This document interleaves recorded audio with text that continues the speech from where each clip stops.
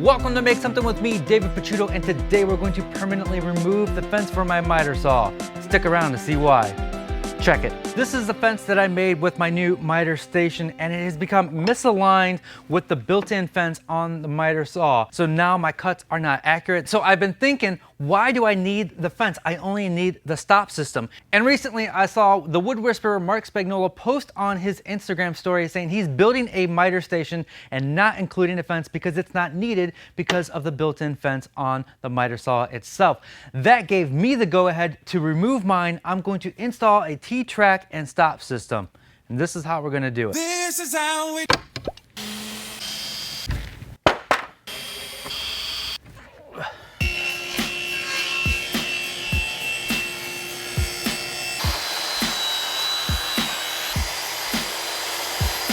So now that we have our board cut, my T-track is 3/4 of an inch wide.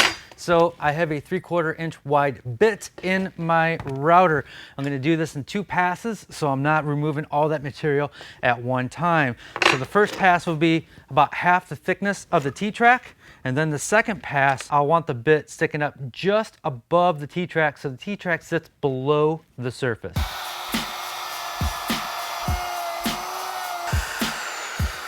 And on the front edge of this guy, we're just gonna put some edge banding on there.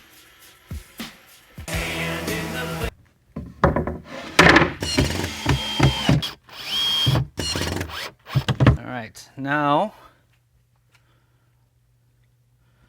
probably about 3 coats of shellac. Oh, we accidentally used walnut plywood. Oh.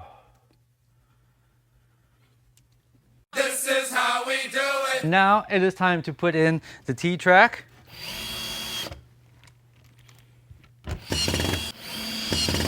On the previous top, I did not have it overhang, but on this one, I made it overhang so it butts up against the miter saw. But that causes this restriction. So when I want to go put my saw in the 45-degree position, it bumps right here. So I'm going to take the top off and then just notch out this little area here so I can use my saw to its full potential.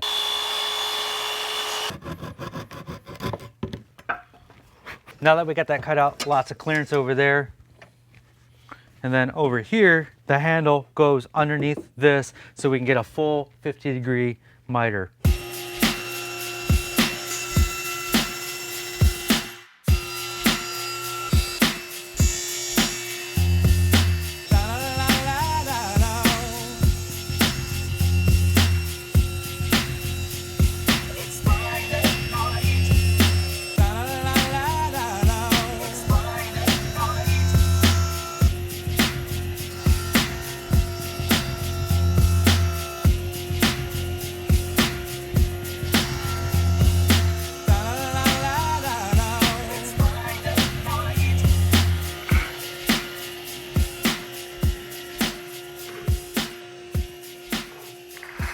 Stop blocks cut out of walnut. We got these little runner pieces that are going to fit into the T-track to keep these ends square to the blade. So we're just going to glue them in. Then we're going to drill a hole. So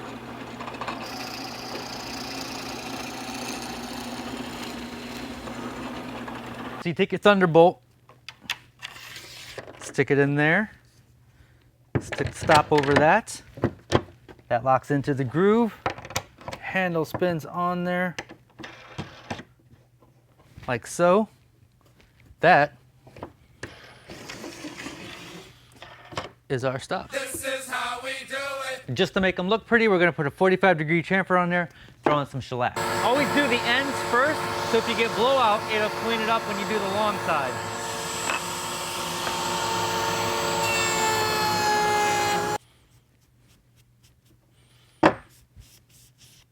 No longer have a fence. I no longer have to worry about that fence lining up with the miter saw fence. This is going to work out great. These stops are beautiful and stuck. But I'm really happy with the way this came out. I got all this room I can use now, and there's no fence in my way.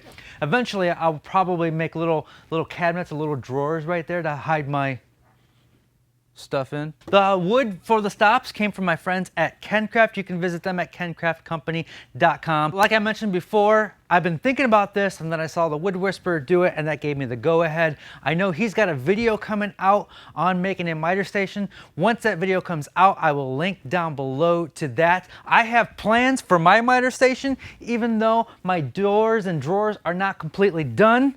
I do have plans for this. You can check that out at makesomething.tv. That is it, folks. I will see you next time. As always, be safe, have fun, stay passionate, and make something. These stops are gorgeous. This is how we do it.